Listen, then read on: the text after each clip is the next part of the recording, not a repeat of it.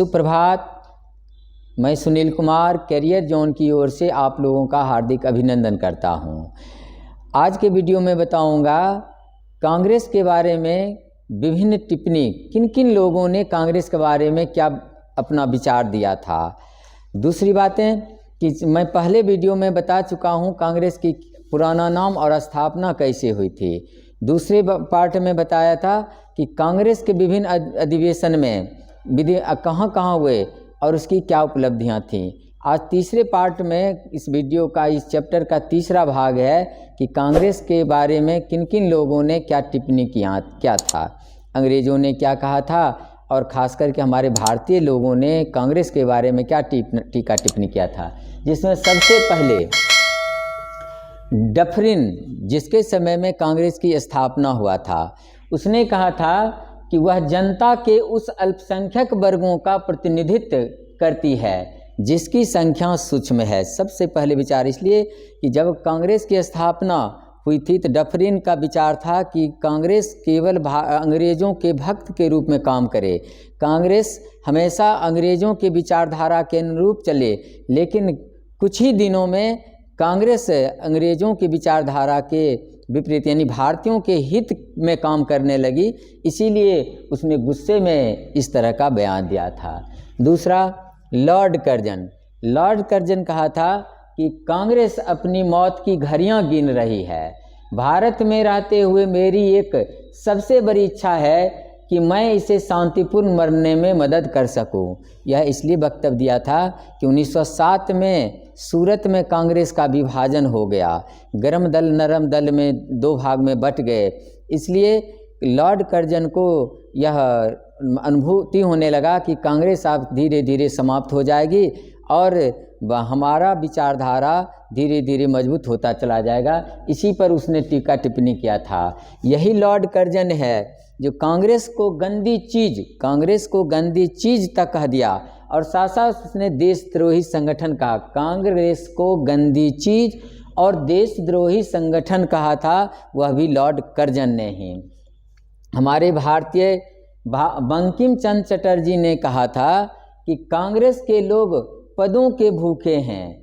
यह इसलिए उन्होंने कहा था क्योंकि कांग्रेस में अध्यक्ष पद को लेकर के भी विभाजन का 1907 में कारण बना था, इसलिए इन्होंने कहा कि कांग्रेस के लोग पदों के भूखे होते हैं। लाला लाजपत राय ने कहा था कि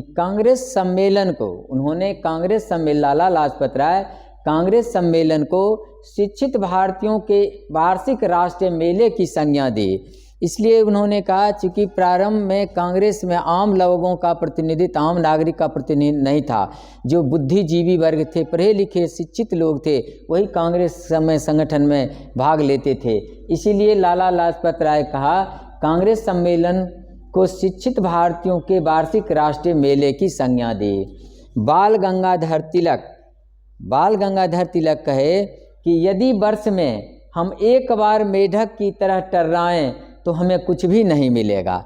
इसलिए उन्होंने कहा कि इसका दिसंबर महीना वार्षिक अधिवेशन होता था, साल में एक बार जमा होने के बाद ये भारतीय मुद्दा पर विचार किया जाता था, भारत परिस्थिति पर अध्ययन किया जाता था। इसलिए इनका कहना था कि साल में एक बार मिलने से क्या होगा, जब तक हम लोग समय दर पर मिलेंगे नहीं और जब तक हम लोग समय समय पर अपनी परिस्थिति के अनुकूल विचारधारा नहीं बनाएंगे, अंग्रेज़ों के सामने मांग नहीं रखेंगे, तब तक ये संभव नहीं। इसलिए उन्होंने कहा यदि वर्ष में हम एक बार मेढक की तरह टर्राएं तो हमें कुछ भी नहीं मिलेगा। ये बाल गंगाधर तिलक का विचारधारा था। और विचार अश्विनी कुमार दत्त ने इन्होंने कांग्रेस सम्मेलन को 3 दिनों का तमाशा कहा।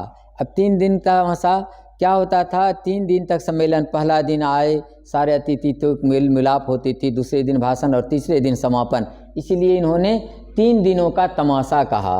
बिपिन चंद्र पाल कांग्रेस को याचना संस्था की संज्ञा दी, क्योंकि प्रारंभ में कांग्रेस अपनी मांगों को हीन से हीन भावना में प्रार्थना के द्वारा मांग करती थी, इसीलिए उन्होंने कांग्रेस को याचना संस्था की संज्ञा दी। सर सैयद अहमद खां इन्होंने कांग्रेस आंदोलन, इन्होंने कहा था कि कांग्रेस आंदोलन न तो लोगों द्वारा प्रेरित था और न ही उनके द्वारा सोचा या योजनाबद्ध किया गया था। इसलिए कहा सर सैयद अहमद खां एक ऐसे व्यक्ति थे जो अंग्रेज़ों के विचारधारा के अनुरूप चलते थे और यही हैं जो कांग्रेस के खिलाफ एक नए मोर्चा खड़ा किया था और इसके विरुद्ध एक संगठन भी बनाया था। और महात्मा गांधी भी ने कहा था स्वतंत्रता के बाद भारतीय राष्ट्र कांग्रेस को समाप्त कर दिया जाना चाहिए। यह बात महात्मा गांधी कहा था। इसलिए कहा था कि महात्मा गांधी का विचार था कि कांग्रेस की स्थापना आज़ादी दिलाने के लिए हुआ था और जब आज़ाद देश हमारा हो गया इसलिए इस संगठन की अब कोई ज़रूरत नहीं है, इस संगठन को समाप्त कर दिया जाए। नोट में एक बात बता रहा हूँ, चूँकि पिछले वीडियो का ही ये बात है। 31वां कांग्रेस सम्मेलन 1915 में बम्बई में हुआ था। उसकी अध्यक्षता सत्येंद्र प्रसन्न सिन्हा ने किया था। इसकी उपलब्धि थी वायसराय लॉर्ड विलिंगटन ने भाग लिया था। ये कई बार परीक्षा में पूछ चुके हैं, आगे भी पूछने की संभावना है, इसलिए मैं इसको यहाँ पर भी डाल दिया हूँ। अब मैं फिर किसी नए वीडियो के साथ, किसी विचार के साथ अगले बार उपस्थित होऊंगा। तब तक के लिए बहुत बहुत धन्यवाद।